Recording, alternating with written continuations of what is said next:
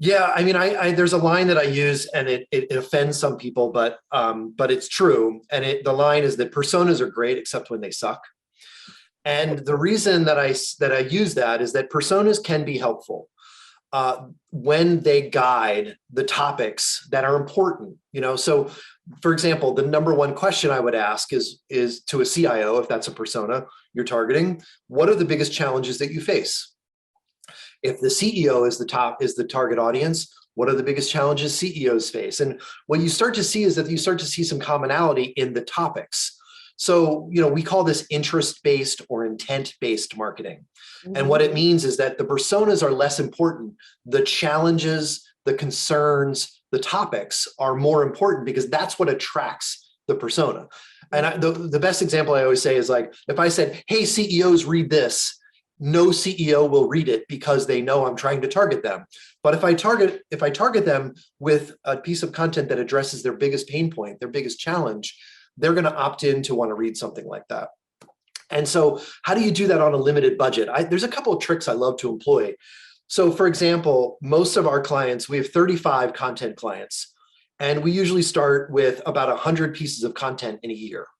So instead of, most brands— For each of them? Sorry, for each of them? For each client, 50 to 100 topics or pieces of content that we're being contracted for. Relatively limited budget, $4,000 or $5,000 US per month.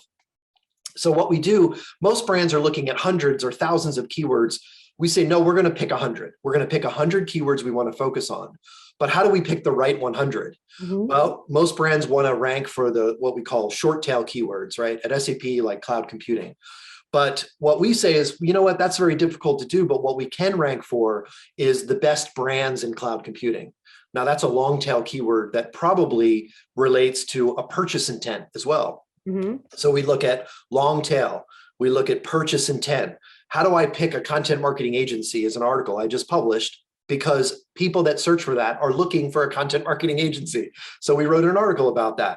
The other thing we love to look at is competitive gap. Where are the topics that your competitors are seeing some success on, but you're not? Well, those are topics that we certainly want to steal share away from them. And then my final tip, and this gets a little bit into the details. I like that. Yeah, so we pick about 200 keywords and then we bring it down to about 100. The way that we do the final narrowing down of the list is we look at cost per click of the keywords. Now, many people are familiar with that concept, but we're looking at it because it implies a higher cost per click in our mind. It implies conversion. People are spending money on advertising against a keyword because it's bringing them money. It's a little bit of a leap of faith. We're assuming marketers are good at their jobs, but I think it's a fair assumption to say people spend more for keywords that have high conversion and less for keywords that have low conversion. So we use that as a final data point to pick a narrow focused list of keywords that we think are important to create content against.